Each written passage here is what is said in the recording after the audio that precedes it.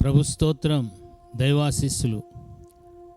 మొదటి దినవృత్తాంతముల గ్రంథం 5వ అధ్యాయం 2వ వాక్యం. యోధా తన సహోదరులందరికంటే హెచ్చయిన వాడాయను, అతని నుండి ప్రముఖులు బయలు వెడలెను.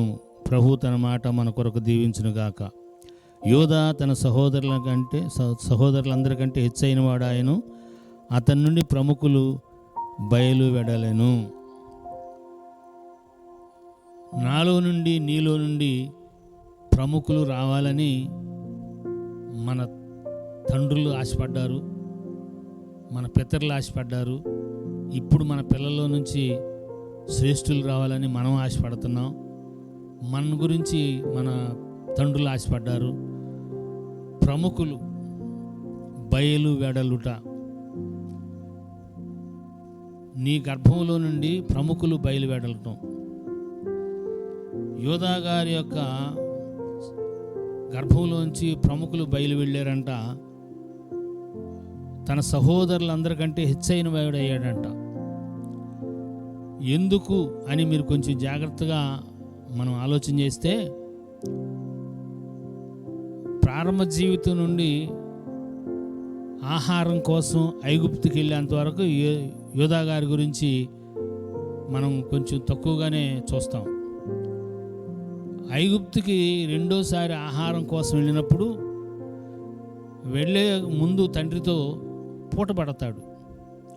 రూబేను కూడా పూట పడతాడు, కానీ అది ఒప్పుకోడు యాకోబు గారు. యోధా మాట్లాడినప్పుడు తండ్రి ఎదురు చెప్పలా. మీరు ఆలస్యం చేయటం వల్ల మేమందరం చచ్చిపోతాం, మీ పిల్లలందరూ చచ్చిపోతారు, నేను పూట పడుతున్నాను. బెన్యామీన్ని తిరిగి తీసుకురాని ఎడల్లా నా బిడ్డలను మీరు చంపొచ్చు. యాకోబు గారు మనవాళ్ళని ఎందుకు చంపుతాడు అంటే అక్కడున్న అవసరత, సమర్పణ. అదే సమయంలో యోసేపుతో కూడా ఎవరి దగ్గర దొరుకుద్దో వారిని బంధిస్తానన్నాడు. బెన్యామీన్ దగ్గర కావాలనే వెండి ప్లేట్ పెట్టి పట్టుకుని దగ్గర పెట్టుకోవాలని చూశాడు. అక్కడ కూడా యోధా, నా తమ్ముడిని వదిలిపెట్టండి, మా తమ్ముడు లేకపోతే మా నాన్నగారు చచ్చిపోతారు, మా నాన్నగారి యొక్క మరణదినాన్ని చూడాల్సి వస్తుంది, అతనికి బదులుగా నేను పూట పడతాను, నేనుంటాను ఖైదులో, దయచేసి బెన్యామీన్ వదిలిపెట్టండి అని యోసేపుతో పూట పడతాడు. తండ్రి దగ్గర జామీనుకు ఉండటానికి ఇష్టపడుతున్నాడు. యోసేపు దగ్గర కూడా జామీనుకు ఉండటానికి ఇష్టపడుతున్నాడు. అంటే తాను ఏదైనా ఆపద సంభవించినప్పుడు ఆ ఆపదలో తాను చిక్కుకుని పోయి బందీ అయినా ఏమీ పర్వాలేదనే ధైర్యం కలిగిన హృదయం కలిగిన వాడు, ఇతరుల మీదకి అది ఎఫెక్ట్గా ప్రభావంగా ఉండకూడదనే ఉద్దేశం కలిగిన వాడు. ఆ ఒక్క కారణాన్ని బట్టి యోధా తన సహోదరులందరికంటే హెచ్చైన వాడయ్యాడు. అంత మాత్రమే కాకుండా ప్రముఖులు అతని యొక్క గర్భంలోంచి బయలుదేరారు. దేవునికి మహిమ కలుగును గాక. మరి మంచి పేరు పొందిన ఇజ్రాయెల్ రాజులు దావీదు గారు, ఎప్పటికీ దావీదు మహారాజు.